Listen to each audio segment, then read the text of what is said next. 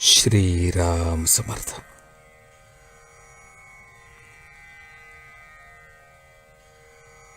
भगवंताच्या संयोग वियोगातच खरे सुखदुःख आहे.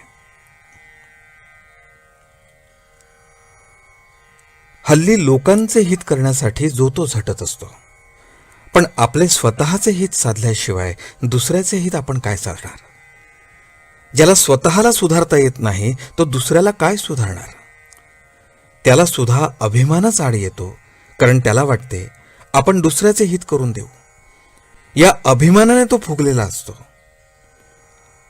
अहंकार जाण्यासाठी साधनच करावे लागते आणि ते साधन गुरु सांगत असतात. म्हणून त्यांच्या आज्ञेप्रमाणे वागले म्हणजे आपले हित होते. ब्रह्म हे काही कुठे शोधायला जावे लागत नाही, ते आपल्या जवळच असते, पण ते दुसऱ्याने आपल्याला दाखवावे लागते. हेच काम सद्गुरू करत असतात. श्रीकृष्ण प्रत्यक्ष परब्रह्म अवतार घेऊन वसुदेवाच्या पोटी आले, परंतु वसुदेव त्यांना आपला मुलगाच समजत होते. तोपर्यंत प्रत्यक्ष परमात्मा घरी असूनही ओळख पटली नाही. तेच नारदांनी जेव्हा त्यांना सांगितले की श्रीकृष्णाला आपला मुलगा न समजता तो परब्रह्म आहे असे समजा, म्हणजे तुमचे हित होईल, तेव्हा खरी ओळख पटली. तसेच राम अवतारी असूनही वसिष्ठांनी जेव्हा सांगितले की तूच प्रत्यक्ष परब्रह्म आहेस, तेव्हाच त्याला ते ज्ञान झाले.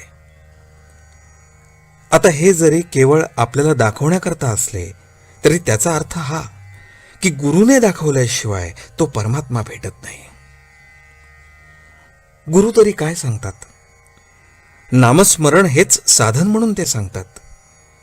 ते दिसायला जितके सोपे तितकेच करायला कठीण असते. ते कठीण आहे म्हणून सोडून देऊ नये. आपण देवाला शरण जाऊन साधन करायला लागावे, म्हणजे ते करायला तो परमात्मा शक्ती देतो. जगात खरे सुख नाही आणि दुःखही नाही. जगात सुखदुःख आहे असे जे आपल्याला वाटते ते अपुरे, ते तात्पुरते आहे. खरे सुखदुःख भगवंताच्या संयोग वियोगामध्येच आहे. खरे पाहता आपली बुद्धी लवचिक आहे. आपल्या वृत्तीवर कशाचाही परिणाम होतो. म्हणून आपल्या मागे भगवंताचा आधार हवा.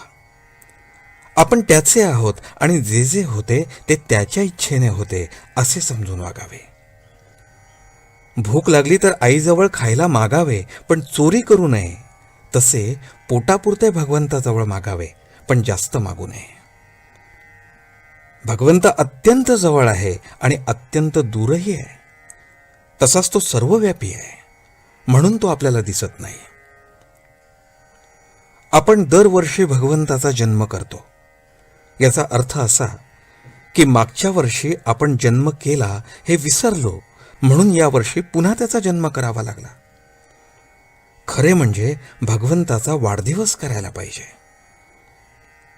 भगवंत काल होता, आज आहे आणि उद्या राहणारच, म्हणून त्याचा खरा वाढदिवस होऊ शकतो.